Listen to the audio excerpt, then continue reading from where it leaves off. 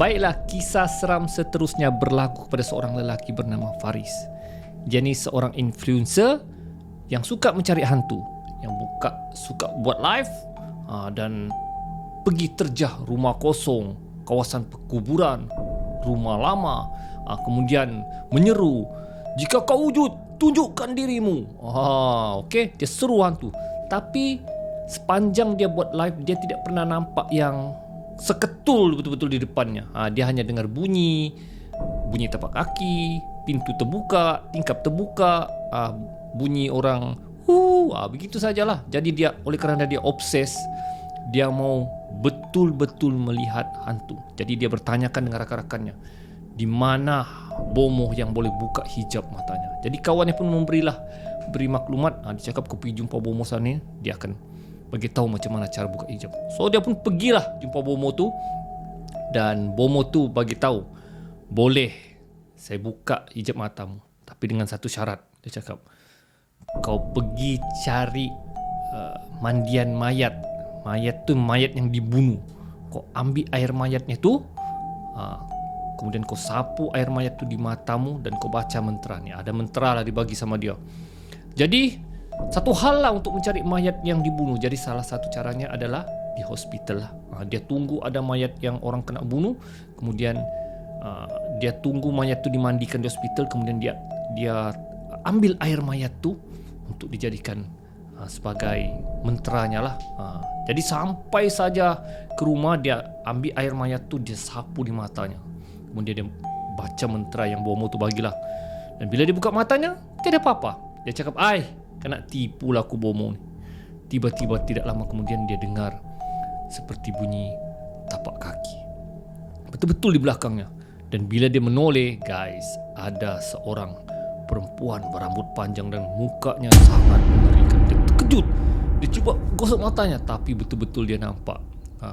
Tapi bukan itu saja, benda tu lalu depannya dan tersenyum dengannya. Uish, guys, di situlah dia berdebar-debar. Dia tutup matanya dan dia harap benda tu hilang. Dan bila dia buka matanya, benda tu masih ada. Tidak habis di situ, guys. Esok paginya ketika dia hendak pergi beli sarapan, dia fikir siang hari tidak nampak lah. Tapi bila dia pergi sarapan, pergi beli nasi lemak, dia nampak ada seorang lelaki betul-betul berdiri di sebelah gerai nasi lemak tu. Tapi lehernya buruk. Jadi dia heran, kenapa leher pakcik ni buruk? Dia tegurlah, "Pakcik, kenapa leher pakcik tu?" Pakcik tu terkejut kerana dia nampak. Dan orang lain heran, "Kau cakap dengan siapa?" Dia cakap, "Dengan pakcik."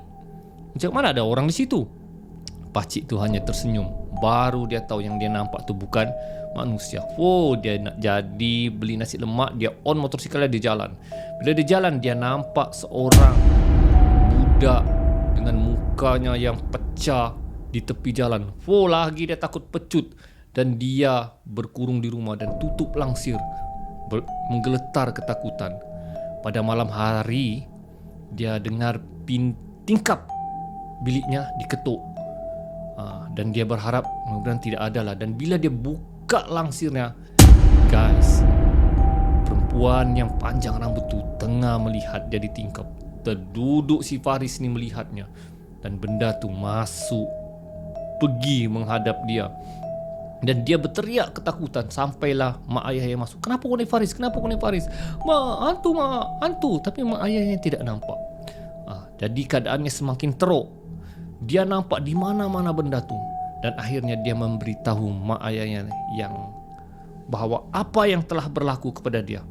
Marah mak ayahnya. Jadi mak ayahnya bawa jumpa ustaz untuk menutup semula hijab matanya. Dan ustaz tu cakap agak sukar untuk ditutup sebab dia guna ilmu yang syirik, ilmu yang bahaya. Tapi bilang ustaz tu, kita ikhtiar. Lepas tu si Faris cubalah bertaubat, solat, berzikir, baca doa, dan benda tu hilang sedikit demi sedikit. Tapi dia masih nampak lagi benda tu. Dan dia akhirnya bersara menjadi influencer pencari hantu.